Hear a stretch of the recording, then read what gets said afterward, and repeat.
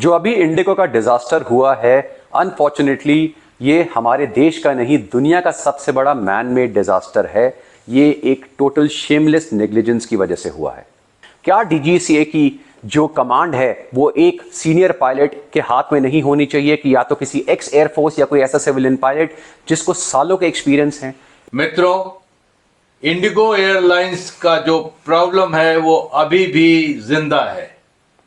आज मेरे साथ हैं स्क्वाड्रन लीडर अक्षय चोपड़ा, जो किसी परिचय के मोहताज नहीं है। आपने इन्हें सोशल मीडिया पर, टेलीविजन पर कई बार देखा होगा। खुद एक फ्लायर रहे हैं और एविएशन के सब्जेक्ट पे गहरी पकड़ रखते हैं। अगर घाव था उसको नासूर बनने दिया गया। ओके। और जब वो एक्सप्लोड हुआ तो ऑब्वियसली वो सबके कंट्रोल से बाहर हो गया, क्योंकि किसी ने एक्सपेक्ट नहीं किया था कि ऐसा भी हो सकता है। अब सर, सबसे पहली चीज तो इसमें बहुत सारे सवाल भी आते हैं, लेकिन मैं एक बेसिक इसकी हिस्टोरिकल पर्सपेक्टिव आपको बताता हूँ। ये हुआ कैसे सर? जी हाँ। देखिए सर, ये सारी के सारा जो प्रॉब्लम शुरू हुआ एक जिसे हम कहते हैं FDTL rules, flight duty time regulation जो रूल्स हैं, इन पर्टिकुलर रूल्स को जब गवर्नमेंट ने चेंज करने की बात करी, जो बहुत लॉन्ग टाइम पेंडिंग था, तब ये प्रॉब्लम शुरू हुई। और ये फॉर्मुलेशन आज से नहीं हुई, 2 साल पहले इन रूल्स को फॉर्मुलेट करा गया, चेंज करा गया जो प्रेजेंट रूल्स थे। क्योंकि ये सारे रूल्स का एक सिंपल रीजन होता है कि जो एयर क्रू है उसकी एफिशिएंसी को कैसे बढ़ाया जाए, उसका जो फटीग लेवल है उसे कैसे कम करा जाए, ताकि फ्लाइंग में जो एक्सीडेंट्स या इंसिडेंट्स हो रहे हैं वो मिनिमाइज हों। और ये सर हर कंट्री में अलग अलग होते हैं, लेकिन कोशिश करी जाती है कि जो भी इंटरनेशनल एक नॉर्म चल रहा है वो हमारी कंट्री में भी सिमिलर रूल्स हम फॉलो करें। एब्सोल्युटली। काफी ये जा रहा है कि हिंदुस्तान के जो एफडीटीएल रूल्स थे वो अमेरिका और यूरोप से बहुत नीचे थे। सर वो इसलिए थे क्योंकि हमारे यहाँ ऑफकोर्स जब हम बात करें ओवरऑल फ्लाइट्स की, ऑपरेटर्स जो हैं वो कम हैं, जो फ्लायर्स हैं उनकी शॉर्टेजेस हैं, और बहुत सालों से एक रूल जो हमारी कंट्री में एक बार फॉर्मुलेट हो जाते हैं उन्हें चेंज करना आसान नहीं होता। लेकिन सर फाइनली जब ओवरऑल वर्ल्ड ओवर चीज़ें चेंज हुई तो हमने भी डिसाइड किया डीजीसीए का, अब ये रूल्स चेंज होंगे। ओके। सो दैट 2024 से में जुलाई में ये रूल्स अप्लाई होने थे। जी हाँ। लेकिन सर उस समय जब ये रूल, यानी उसके 6 महीने पहले से फॉर्मुलेट हो चुके हैं, और ये जब फॉर्मुलेट होते हैं तो सारी एयरलाइंस को लेकर फॉर्मुलेट होते हैं, ऐसा नहीं है कि कोई किसी को पता नहीं है। लेकिन सर जब ये हुआ तो कुछ एयरलाइंस ने ऑब्जेक्शन उठाई कि अगर अभी, स्पेशली इंडिगो ने ऑब्जेक्शन उठाई इस पे, कि अगर अभी आप ये रूल अप्लाई करेंगे 2024 जुलाई में तो हम इसे हैंडल नहीं कर पाएंगे, बहुत बड़ी प्रॉब्लम हो जाएगी, क्योंकि हमारे पास एडिक्वेट स्ट्रेंथ नहीं है, इसलिए आप इसे थोड़ा सा डेफर कर दीजिए। उसके लिए ये लोग हाई कोर्ट भी गए। और हाई कोर्ट ने इनको एग्जेम्पशन दे दी कि ठीक है आप इसे डेफर कर दीजिए। लेकिन सर उसके बाद ये डेफरमेंट काफी लंबी चली, हाई कोर्ट से ऑर्डर भी मिल गया। लेकिन जब हमारा एयर इंडिया 171 का एक्सीडेंट हुआ सर, तब जो था चीजें काफी स्ट्रिक्ट होने लगी, और फाइनली डीजीसीए और मिनिस्ट्री ऑफ एविएशन ने डिसाइड करा कि अब हम इसको डिले नहीं कर सकते, क्योंकि अल्टीमेटली हर चीज फ्लाइट सेफ्टी से लिंक्ड है, और ये एफडीटीएल रूल्स अगर क्रू से रिलेटेड हैं तो ये फ्लाइट सेफ्टी का बैकबोन है। एब्सोल्युटली। तो सर जब जुलाई 2025 में इनको अप्लाई करा गया तो उस समय इसमें अराउंड 22 के करीब क्लॉजेस थे, जिसमें से 15 क्लॉजेस को उस समय अप्लाई करा गया। अब सरप्राइजिंग बात यह है कि सर उस समय आप देखें अप्लाई भी कर दिया गया, कोई प्रॉब्लम नहीं आई, कोई फ्लाइट्स में इशू नहीं आया, कुछ नहीं था।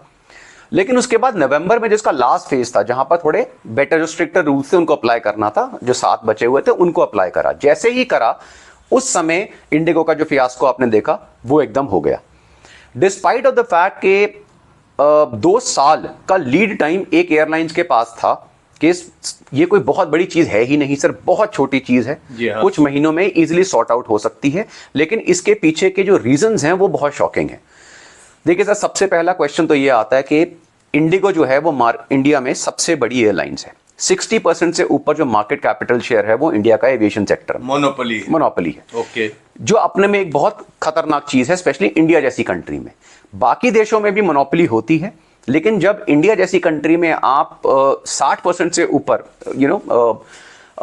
मार्केट कैपिटलाइजेशन हासिल कर लेते हैं तो उस समय सबसे बड़ा इशू आता है कि उन्हें कंट्रोल करने वाला कोई नहीं रह जाता। और यही चीज इंडिगो ने दिखाया है कि जब किसी के पास इतना बड़ा मार्केट शेयर है, प्रॉफिट शेयर है, तो वो कैसे टर्म्स को डिक्टेट करता है, नेगोशिएट नहीं करता है। जी हाँ, वो सोचते हैं खुद कानून है। बिल्कुल सर, अभी 2025 फाइनेंशियल ईयर में जो इंडिगो का प्रॉफिट है आफ्टर डिडक्टिंग ऑफ टैक्सेस वो है 7,258 करोड़।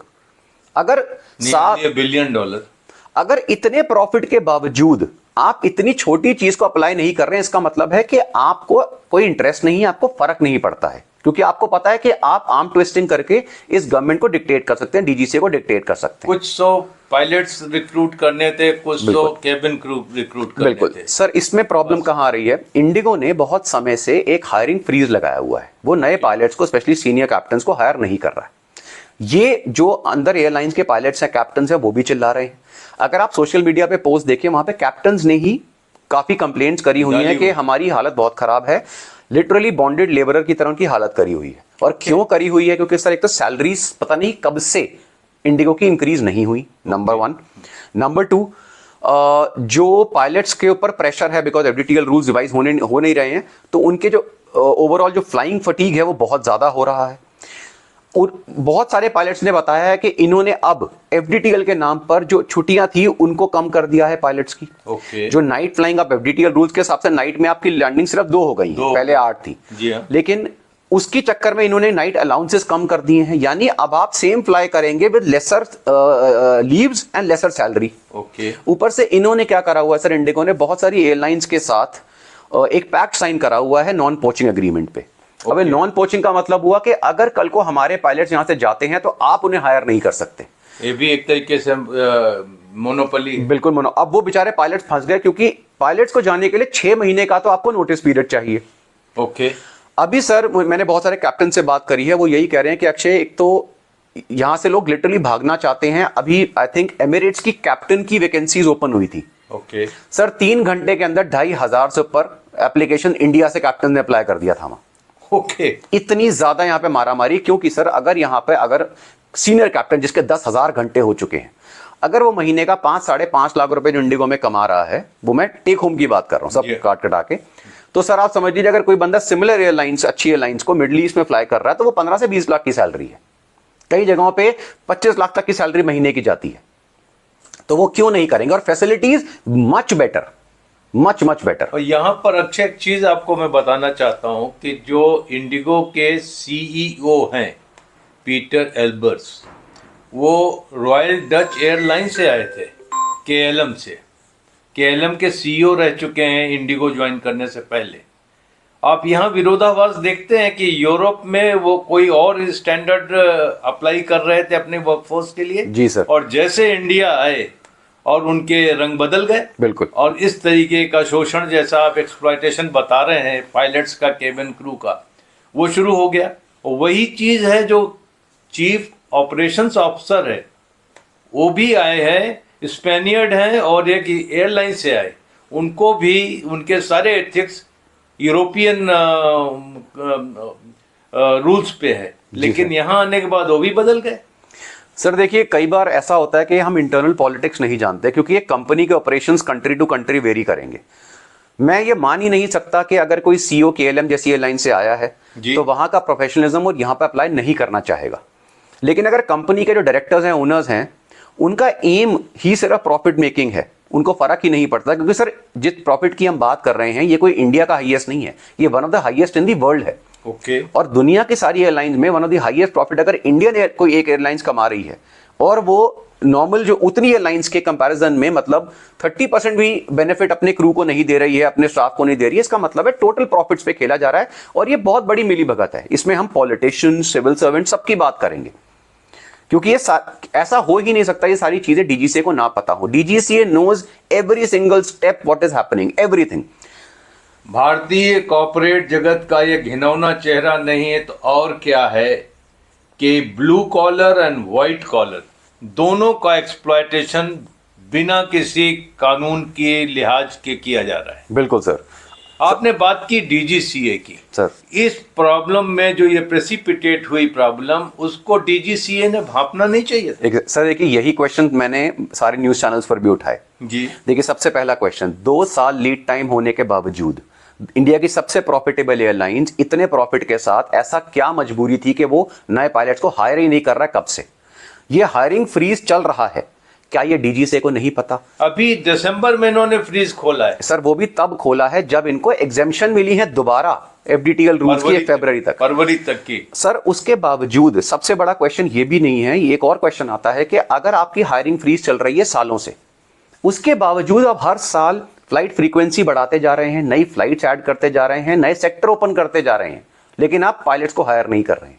तो अब ये की चीज बची थी कि पायलट्स की जगह रोबोट्स बैठाना बाकी था इनका। बस सर वही था। और सर अभी जो एयर इंडिया क्रैश हुआ है, सबसे हैरानी की बात यह है कि इतने बड़े इंसिडेंट के बाद, मतलब इंडिया की हिस्ट्री का सबसे बड़ा एविएशन एक्सीडेंट था वो, एब्सोल्युटली, इतने बड़े एक्सीडेंट के बाद भी क्या हमारे पॉलिटिशियंस या हमारे जो सिविल सर्वेंट्स हैं ये जागते नहीं हैं? इनको क्या चीज चाहिए कि इनको जगाया जाए कि देखो फ्लाइट सेफ्टी कॉम्प्रोमाइज जो हो रही है? क्योंकि सर ये एक तो इंसिडेंट हमने देखा, अभी नवंबर में ही एक सिमिलर इंसिडेंट एयर इंडिया के साथ हुआ। जी हाँ।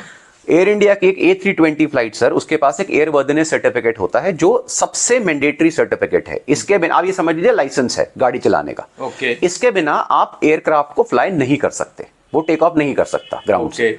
और ये सर डीजीसीए अगर किसी के पास ये नहीं है या एक्सपायर हो गया है और आप उसके बावजूद उसको फ्लाउट कर रहे हैं, तो डीजीसीए की सबसे ज्यादा सीरियस जो ऑफेंस है उसमें आता है, ग्रेड 1 ऑफेंसेस में। इसकी सजा 2 साल इंप्रिजनमेंट और 1 करोड़ फाइन तक है। ओके। लेकिन सर एयर इंडिया का एक एयरक्राफ्ट विद एयरवर्दिनेस सर्टिफिकेट ना होने के बाद 1 महीने में 8 बार फ्लाई करा है। ये भी हो चुका है? ये भी हो चुका है सर, रिटर्न है। और ये पकड़ा किसने? हमारा जो फ्लाइट सर्टिफिकेट है वो एयरसी सर्टिफिकेट वो एक्सपायर हो चुका है, ये किसी ग्राउंड इंजीनियर ने 8 बार फ्लाई करने के बाद एक ग्राउंड चेक में पकड़ा। तो और ये सर एक बार नहीं है, इसी साल एयर इंडिया का एक सिमिलर इंसिडेंट एआरसी को लेके हो चुका है पहले भी, जहां पे स्ट्रिक्ट वार्निंग दी गई है। अब मेरा सवाल सिर्फ एक हमेशा आता है कि आप स्ट्रिक्ट वार्निंग दे रहे हैं, आप उसको वार्निंग दे रहे हैं, कितनी वार्निंग चाहिए और क्या ये वार्निंग वाला ऑफेंस है? क्या अगर इतना बड़ा एक्सीडेंट हो जाता, कुछ हो गया या कुछ, तो आप उसको, मैं ये नहीं कह रहा आप वार्निंग्स मत दीजिए, लेकिन हर बार किसी बेचारे नीचे 2-4 इंजीनियर्स को फायर कर देते हैं। अरे भाई मैनेजमेंट के ऊपर क्या आता है? क्या सीईओ को क्यों नहीं सैक करा जाता? मतलब कोई भी एक्शन ऐसा नहीं है कि हमारी जनता को एक एश्योरेंस मिले कि नहीं भाई हमारी जो अथॉरिटीज हैं। सीरियस इशू है। लेकिन बात करते हैं कि जिस तरीके से दिसंबर में इंडिगो एयरलाइंस का पूरा चीज प्रेसिपिटेट हो गया, स्नोबॉल हो गया, यहाँ आप नहीं सोचते कि डैमेज कंट्रोल हमसे नहीं हुआ? सर देखिए कुछ चीज़ें मैं बड़ी एक वॉर फुटिंग पे जब हम बात करते हैं हमेशा, तो देखिए सर सबसे पहली चीज़ तो डैमेज कंट्रोल ना होने की देखिए कितने सारी चीज़ें हैं जो डीजीसीए को, अगर मैं डीजीसीए में रहते हुए तो बात ही नहीं कर रहा, एक नॉर्मल आदमी को ही पता है बाहर क्या होगा। अगर सर हमारी कंट्री में कोई भी डिजास्टर होता है, नेचुरल डिजास्टर हो या जैसे अभी हमने देखा था ऑपरेशन सिंदूर हुआ या कुछ भी ऐसा होता है, हम एक चीज़ देखते हैं कि सर सबसे पहले जो हमारी most of the private organisations हैं वो लीच की तरह टूट पड़ती हैं कि जनता पे कि इसका फायदा उठाओ और इनसे प्रॉफिट निकालो। My God. सर इसका सबसे बड़ा एग्जांपल जब हमने देखा ऑपरेशन सिंदूर में, जब हमारे लोग श्रीनगर में फंस गए काफी सारे, तो यही फ्लाइट जिनको हेल्प करनी चाहिए कि अपनी फ्रीक्वेंसी बढ़ाएं, प्राइसेस कम करके ज्यादा लोगों को वहां से रेस्क्यू करें, इन लोगों ने अपने प्राइसेस को 10-10 गुना कर दिया, बढ़ाया, और लोगों ने दुखी होकर पे करा। और अभी दिसंबर में भी यही देखने को मिला। और यही क्वेश्चन आता है कि क्या डीजीसीए को ये नहीं पता कि जब ऐसा कोई इंसिडेंट होता है तो ये जो फ्लाइट्स हैं, ये जो ऑपरेटर्स हैं, ये शेमलेस वहां पर आ जाएंगे और लोगों का खून चूसने लगेंगे। सर 40-40 गुना तक प्राइस बढ़ाए गए हैं। मुंबई दिल्ली की फ्लाइट्स और इसकी 1-1.5 लाख रुपए की टिकट्स हो गई थी शुरू में, लंदन से कम था किराया। सर अब सबसे बड़ी चीज आती है कि क्या ये डीजीसीए को नहीं पता ऐसा होने वाला है? तो क्या हमें नहीं पता? हमें, अच्छा आपने कैप लगा दी, ये भी अभी क्वेश्चन काफी समय से उठ रहा है और अभी कुछ समय पहले आया था, बड़े खुश थे लोग कि अब प्राइसेस के ऊपर रूट्स पे कैप लगने वाली है। जी हाँ। लेकिन उससे कुछ भी नहीं हुआ। सर इन्होंने अभी रूल निकाला, अब जब क्राइसिस हो गया, कि 7,500 रुपए और 18,000 रुपए की कैप हम लगा रहे हैं डिपेंडिंग ऑन डिस्टेंस। लेकिन मेरा क्वेश्चन आता है, उसके बाद आपने फिर क्लॉज दे दिया till the time further notice come. इसका मतलब है अभी तो हमने लगा दिया है, इसके बाद फिर एयरलाइंस की अपनी मनमर्जी चलेगी, वो जिस मर्जी रूट पे जो मर्जी प्राइस वसूल सकते हैं आपसे। अक्षय, मैं ये चीज सोच रहा था कि भारत में इमरजेंसी इवैक्यूएशन का वर्ल्ड रिकॉर्ड है, चाहे वो कुवैत से नागरिकों को निकालने का रहा हो, चाहे वो आपके अभी निकट मेमोरी में यूक्रेन से रहा हो, और बाकी जगहों से हमने बड़ी सक्सेसफुली लोगों को निकाला है। बिल्कुल सर। इस बार ऐसा क्या हुआ कि एयरपोर्ट के अंदर लोग भर गए और भीड़ पे भीड़ होती रही और हम डोमेस्टिक सर्किट में लोगों को नहीं निकाल पाए, ऐसा क्या किया? Sir this is 100% lack of action and एक बेसिक विजन, कॉमन सेंस जो हमें नहीं आई। देखिए सर क्या है, ये एक तो बहुत बड़ा डिजास्टर था और ये मैं आपको विद फिगर्स बता रहा हूं सर, ये वर्ल्ड एविएशन हिस्ट्री का सबसे बड़ा मैनमेड डिजास्टर है। वर्ल्ड एविएशन हिस्ट्री का सबसे बड़ा मैन मेड डिजास्टर था इंडिगो एयरलाइंस का, जो हमने 3 दिसंबर से लेकर अभी तक देख रहे हैं, लेकिन 8 तक बहुत सीवियर था। बिल्कुल सर, हजारों फ्लाइट्स कैंसिल होना और लाखों पैसेंजर्स का इस तरह फंसना, और वो भी बिकॉज किसी की एक बहुत बड़ी नेग्लिजेंस के वो अभी कभी भी किसी भी एयरलाइन में दुनिया में नहीं हुआ है। जी हाँ। इंसिडेंट्स होते रहते हैं, एक्सीडेंट्स होते रहते हैं।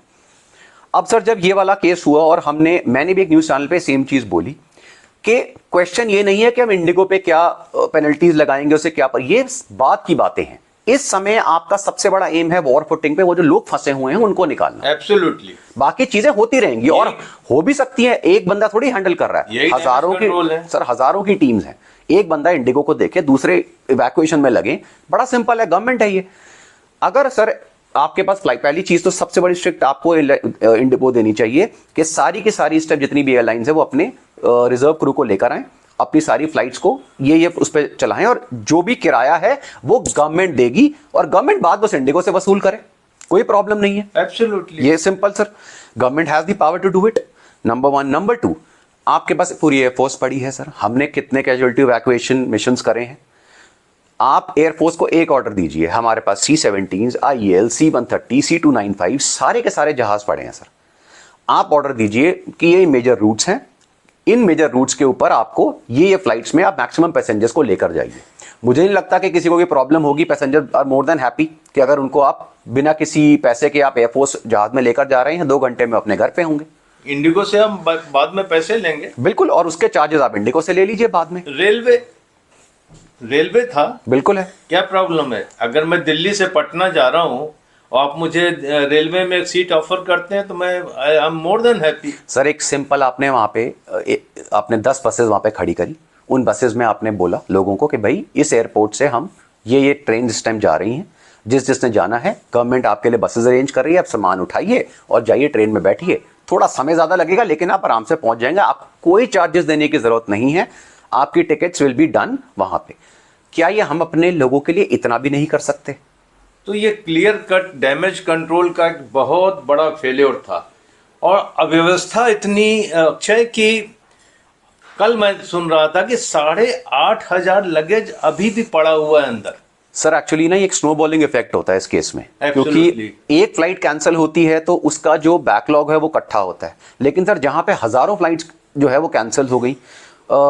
सर अभी तक नोटेड ये था कि नवंबर में more than 2300 IndiGo flights have been cancelled, जिसमें 7% एफडीटीएल के चक्कर में थी और बाकी और भी रीजंस थे। और बीच में अगर आपको सर याद होगा जो A320 के सोलर फ्लेयर का इंसिडेंट भी हुआ था, जी हाँ, जिसमें एयरबस ने A320 फ्लीट में 6000 प्लस एयरक्राफ्ट ग्राउंड कर दिए थे, तो वो भी कुछ समय के लिए रहा। लेकिन ये टेक्निकल फॉल्ट चलते रहते हैं, लेकिन सर इतना बड़ा जो कमी है ये पहले कभी नहीं हुई, तो जब अब हुआ तो हमारी गवर्नमेंट, सर मैं आपको सच बताऊं, अगर यहां पर कोई भी समझदार इंसान होता जिसको एविएशन के बारे में पता है और वो एक स्ट्रांग फुटिंग पे आता, आराम से इसे सॉल्व करा जा सकता था। ये कोई थोड़ा प्रॉब्लम सबको होती है लेकिन लोग इतना समझते हैं। सर दुख मुझे खाली लोगों के लिए नहीं हो रहा है, मुझे इंडिगो के लिए भी दुख है। अब क्यों दुख है सर? लोग कह रहे हैं कि उसकी रेपुटेशन नहीं, रेपुटेशन के लिए मुझे कोई दुख नहीं है। वो इसलिए नहीं है क्योंकि हमारी मेमोरी बहुत छोटी है, जी हाँ, हम महीने में ये भूल जाएंगे और उसके बाद सर हमारे पास ऑप्शन भी नहीं है। जब अभी इंडिगो कितना बड़ा ऑपरेटर है, इसका मतलब ये नहीं है कि कुछ टाइम में वो ऑपरेशन कम हो जाएंगे। अगर 5-10% गवर्नमेंट ने फ्लाइट्स कम कर भी दी, ये तो बेसिक सजेशन थी जो पायलट्स ही दे रहे थे कि भाई एफडीटीएल रूल्स को एग्जेम्प्ट मत करो। अगर 2300 फ्लाइट्स ऑपरेट करती हैं इंडिगो की हर रोज, तो उसको 1800 कर दो। इंडिगो से ये पूछ लो कि तुम एफडीटीएल नए रूल्स के साथ कितनी फ्लाइट्स उड़ा सकते हो, सिंपल।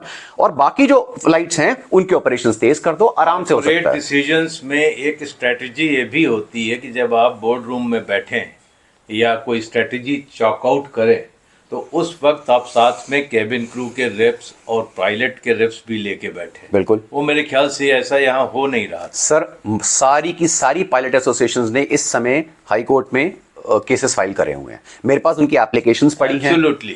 और वो चिल्ला रही हैं कि एफडीटीएल रूल्स को एग्जेम्प्ट मत करो, इनके फ्लाइंग आवर्स कम करो, इनके ऊपर लीगल एक्शन लो। हाई टाइम हो चुका है कि something has to be done in this country. अगर इतने बड़े एयर इंडिया एक्सीडेंट के बाद भी आप लोग नहीं समझ रहे हैं तो कब समझेंगे? और आपने देख लिया डिजास्टर हो ही गया उसके बाद। सर मुझे दुख उन जो इंडिगो के ग्राउंड क्रू है जिनके ऊपर लोग चढ़ रहे हैं, उन बेचारों की क्या गलती है? क्योंकि ना उनके हाथ में कुछ है, वो वहां पे वैसे अंडरपेड इस कंट्री में सारे, वो बेचारे वहां पर गालियां भी सुन रहे हैं, कई लोगों को लोग मारने का वो है, उतारू है उनके ऊपर। जो सीआईएसएफ है वो बेचारी फंस गई है इन पागलों के बीच में। लेकिन वो जो स्टाफ है वो भी चिल्ला रहा है कि यार हमारे हाथ में क्या, हम क्या करें, हम क्यों गाली सुन रहे हैं, हम तो नौकरी करने आए हैं। अच्छा जी, एक मार्केट मोनोपोली भी एक तरीके से एक इससे कर्ज। आपको याद होगा कि एयर इंडिया को बेचने के लिए कितने दिनों से हम सुन रहे थे अब बिकेगी तब बिकेगी। एक पॉइंट लोग कहते थे कि ये नेशनल कैरियर है सर, इसको मत बेचो। जी सर। और वो कितनी बड़ी बात कहते थे इंडिगो के इसके बाद पता चली कि उसमें बहुत दम थी कि कल को इमरजेंसी हो, ट्रुप्स को ले जाना हो या किसी डिजास्टर में आपने रिलीफ देनी हो, जी सर, और आपके पास इंडिगो जैसी एयरलाइन हो और वो यही बोल दे कि नहीं हमारे पास बैंडविड्थ नहीं है, कैपेसिटी नहीं, हम नहीं करेंगे, विल नॉट पार्टिसिपेट। बिल्कुल सर। तो एयर इंडिया को बेचने के बाद आज हमें समझ में आ रहा था कि नेशनल कैरियर कितनी इंपॉर्टेंट चीज है। सर देखिए, बिल्कुल है, लेकिन सर अगर वो चलो हमने प्राइवेटाइज कर भी दिया, टाटा के पास भी है, गवर्नमेंट के पास इतनी पावर तो है कि हम उनको डिक्टेट कर सकते हैं कि हमें इनकी जरूरत है, इस समय आपके ये रूट्स कैंसिल करिए जो अनइम्पोर्टेंट रूट्स हैं और फ्लाइट्स को मेजर रूट्स पर डाइवर्ट करके लोगों को निकालिए। Okay. और जो पैसा हम हो रहा है वो या तो गवर्नमेंट देगी या इंडिगो देगी, बड़ा सिंपल है सर। सेकंड सर, बहुत सारे पायलट्स, इंडिगो के पायलट्स ने ये क्वेश्चन भी उठाया है सर कि इंडिगो का नुकसान हुआ क्या? आप लोगों ने, सबसे बड़ा जो मेरा भी सवाल यही था, प्लीज मुझे बताइए, जब आप इतना बड़ा डिजास्टर करते हैं तो उसकी पेनल्टी क्या होती है? उसकी पेनल्टी का मतलब है आपने कोई पनिशमेंट दिया, आपने दुनिया का सबसे बड़ा डिजास्टर करा है, कोई तो पनिशमेंट मिलेगी।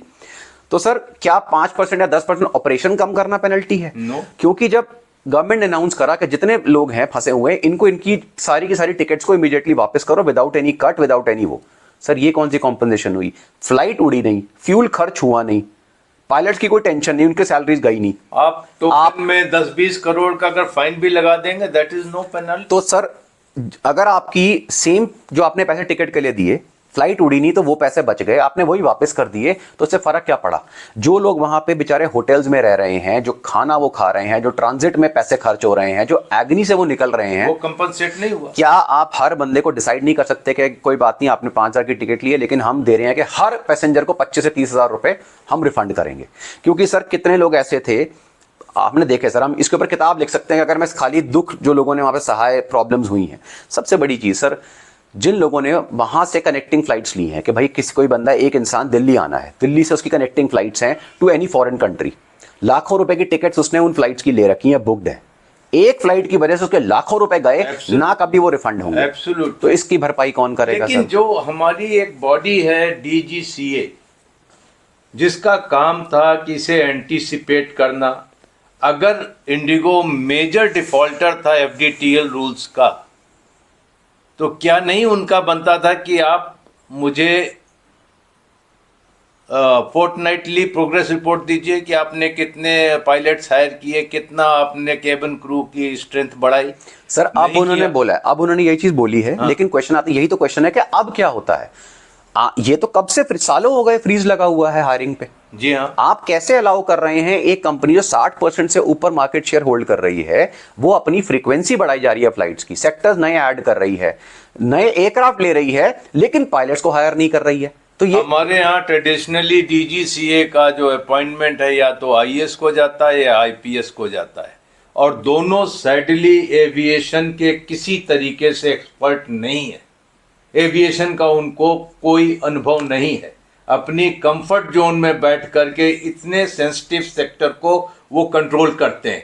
तो डीजीसीए के लिए आपका क्या रिकमेंडेशन होगा गवर्नमेंट ऑफ इंडिया को? सर ये खाली डीजीसीए नहीं, ये हमारे मैक्सिमम जितने भी सेक्टर्स हैं, जहां पे भी ये सिविल सर्वेंट्स कोई भी कंट्रोल कर रहे हैं, वहां पे हर जगह भी यही पे आता है कि जब अपने बाबुओं को पोस्ट देनी है तो कम से कम ये तो चेक कर लो कि वो इंसान इस पोजीशन के लिए क्वालिफाइड भी है कि नहीं, कि सिर्फ बिकॉज वो बाबू है जो हमारी कंट्री में अंग्रेजों ने सिस्टम लागू कर दिया तो वो वहां पर बैठ जाएगा।